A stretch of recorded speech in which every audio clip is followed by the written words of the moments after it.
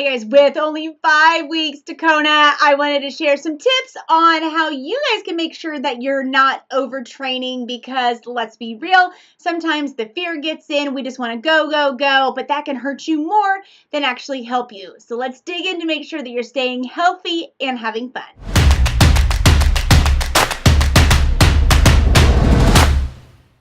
These everyday athlete tips are brought to you by Rachel Branke from FitLegally in partnership with Rest Performance, the world's first smart bed. Their mission is to get you, the everyday athlete, into mode rest.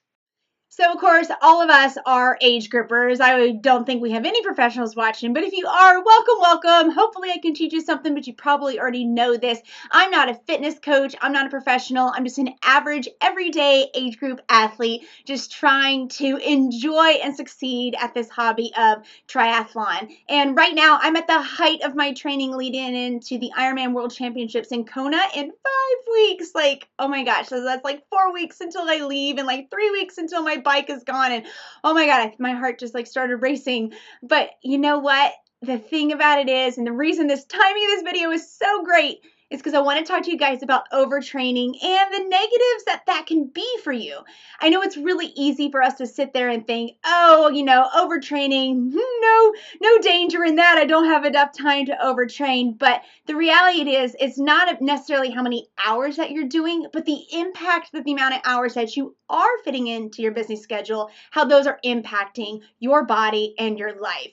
For me, the top 3 things that I've realized when I may be a bit more fatigued and a bit more overtrained than I should be are excessive fatigue. Like I said, tiredness, that's kind of the name of the game. And this is a huge balance of trying to figure out, are we fatigued because we're supposed to be and trust the process and push through that? Or are you extremely fatigued? This is one of the places that I will recommend having a coach. I know not everyone can afford one. And I didn't have one for my very first full Ironman, which was Ironman North Carolina, which no longer exists. Remember, I'm the race killer. But it is really important for you to understand the difference between being tired for training and being overtrained and causing negative fatigue. And having a coach can definitely help you. They can look at the stats. You can use things like training peaks, your heart rate data, the numbers, the training load that you have going on, and they can evaluate this for you. One of the things that I did wrong with my very first Ironman, and it's wrong in the sense that I kind of wish I could fix it now. At the time, it was kind of okay. I did with what I could. I was using a book for a training plan, which was fine because my only goal was to finish, right? But I was getting extremely tired. I was so fatigued that my miles were becoming junk miles, and I just was not being able to manage the stress in my life, trying to fit everything together, and it was starting to permeate the outside of my life, and I couldn't sleep. You would think by doing like 500 bike miles in a month, plus over 100 running and like 12 miles of swimming, all combined within 1 calendar month, that you'd be able to sleep like a rock. But overtraining can lead to the, excessive amounts of fatigue that are negative. It can lead to stress, an exorbitant amount of stress, more so than regular in life, and it can keep you from sleeping. And those were the key things that happened to me going into Ironman North Carolina, and having a coach has really allowed for me to be able to manage that a bit better, because she can watch the numbers, give me feedback, and let me know kind of where my body's at, and we keep an open flow of communication together. My number 1 tip would be to watch the fatigue and kind of see, are you really working out to the level that the tiredness you should be? Because we're going to have fatigued legs. That's the name of the game in triathlon. Or are we doing it to the extreme?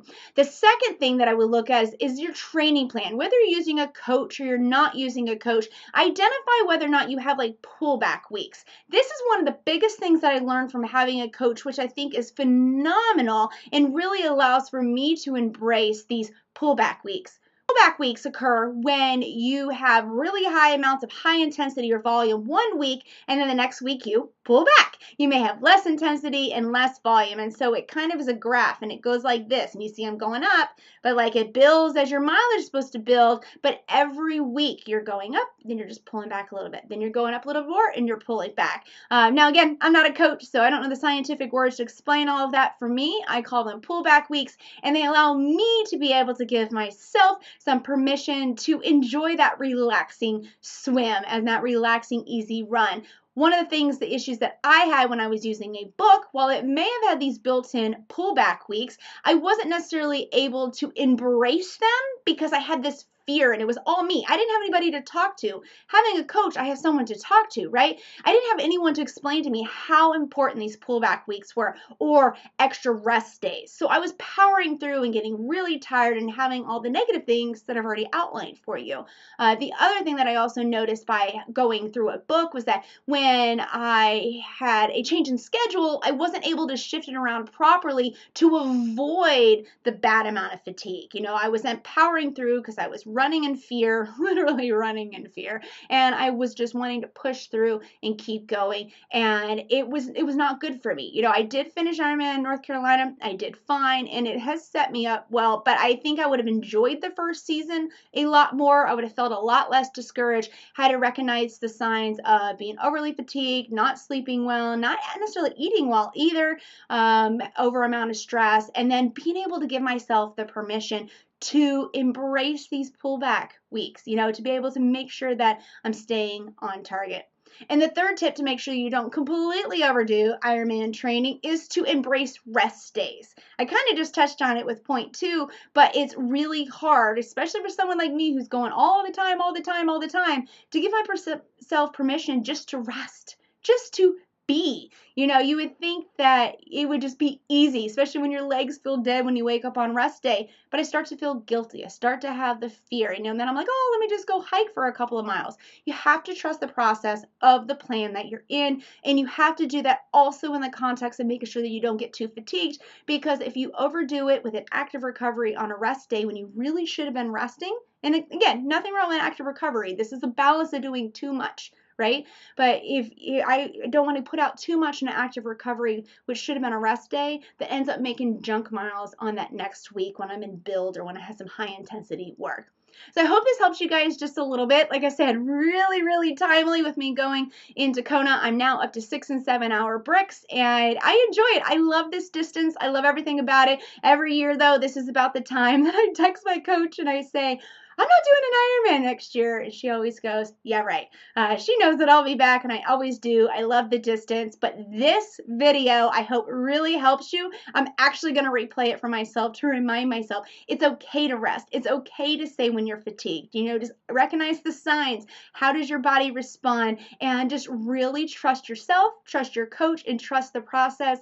And that way we can have fun on race day, because we don't want to be overtired or injured. What is the point in all of this training if we're not going to actually enjoy the big dance? Good luck, guys.